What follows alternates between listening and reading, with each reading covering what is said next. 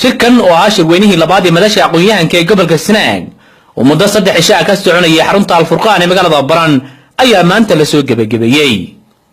shirweynahan ayaa waxa soo qaban qaabiyay jamciyadda salaam oo kaashanaysa mas'uuliyiinta madasha aqoonyahanka ee gobolka sanaag waxaana sanadkan ka soo qayb galay shirkan in ka badan 40 aqoonyahan. shirkan oo sanadkan halkudhig looga dhigay waari meysida waarha ka haro ayaa aqoonyahanka isugu yimi waxa ay diiradda ku saareen sidii loo horumarin lahaa kaabayaasha dhaqaalaha, ganacsiga, warbaahinta, hagaajinta wadooyinka iyo bilicda magaalooyinka ee gobolka sanaag. iyadoo ugu dambeyntiina shirkan warmurtiyeed laga soo saaray ay aqoonyahanku la wadaageen mas'uuliyiinta dawladda ee gobolka sanaag, maamulka iyo qaybaha kala duwan ee bulshada degmada badhan iyo bahda warbaahinta. madaxa jamciyadda salaam Cabdullaah Axmed Faarax oo ugu horeynba shirka ka hadlay ayaa tilmaamay ujeedooyinka guud ee shirweynaha aqoonyahanka in aqoonyahanku soo gudbiyaan aragtidooda ku aadan arrimaha gobolka guud ahaan dhanka horumarinta arrimaha bulshada, dhaqaalaha, maamulka iyo wixii la mid ah. labo, inay soo saaraan aqoonyahanku talooyin raadraac u noqon kara cid kasta oo ku hawlan horumarinta gobolka. soo gudbinta aragtida aqoonyahanka ee ku aadan qaabka ay gobolka uga hana qaadi lahayd horumarinta bagal ah.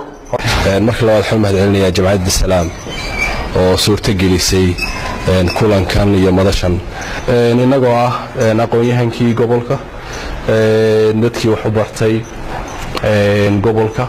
marka waxaan filayaa inay tahay waajib ina saaran inaynu arrimaha noocaasa talo iyo tusaale iyo muruq intiina kaga soo aadanba inaynu markaa geysano. waxyaala farcisho oo xusuus gaara leh waxaan ka wada hadalnay 3 mawduuc oo ah 3 mawduuc oo bulshadeena aad iyo aad ugu baahan yihiin.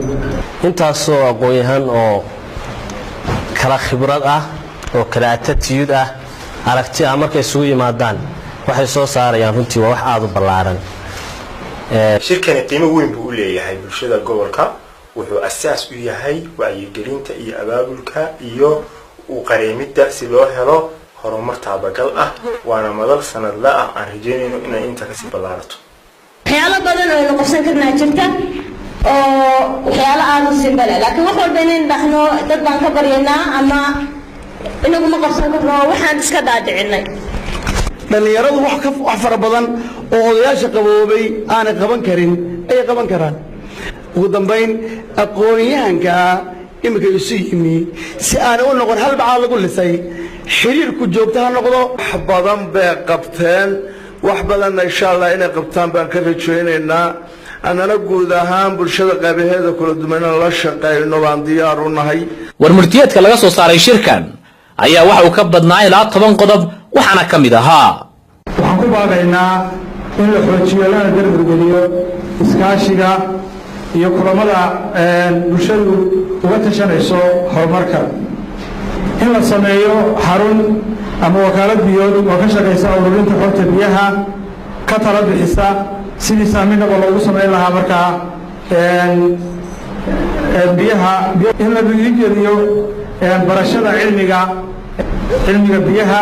waxaan kaloo ku baaqaynaa in bulshada deegaanku si mudug iyo miisaan uga qayb qaadato mashruuca wadada Eldaahir Argaabo, in la horumarin lagu sameeyo garoonka magaalada oo imika shaqeeya, in la maalgashado lana horumariyo goobaha dalxiiska ee gobolkani hodanka ku yahay. waxaan ku baaqaynaa in la horumariyo lana dhiirigeliyo wacyigelinta bulshada, lagu wacyigeliyo bulshada nabadda, midnimada iyo iskaashiga guud ahaan, in la ilaaliyo lana dhowro hantida ummadda ka dhaxaysa.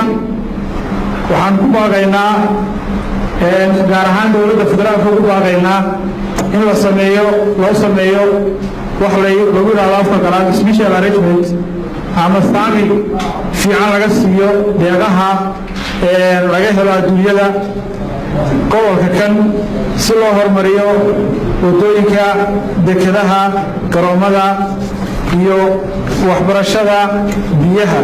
ugu dambeyntiina gudoomiyaha gobolka sanaag Maxamuud Ismaaciil Jaamac Iyoon oo shirka soo xiray ayaa waxa uu mahad celiyay madasha aqoonyahanka ee gobolka sanaag oo maskaxdooda runtii majuujiyay iyo waxay inoo soo saareen. waxaan rajaynayaa insha Allah tacaala inay wax qabad u ka muuqan doono haddii alla idmo. annaguna wixii naga aadan insha Allah tacaala aan diyaar u nahay haddii alla yari iyo garabkooda aan taaganahay. xasan cismaan adna xasan dhegeere tv-ga iyo idaacadda dowladda puntland barnaamijka tabiyaha tv-ga badhan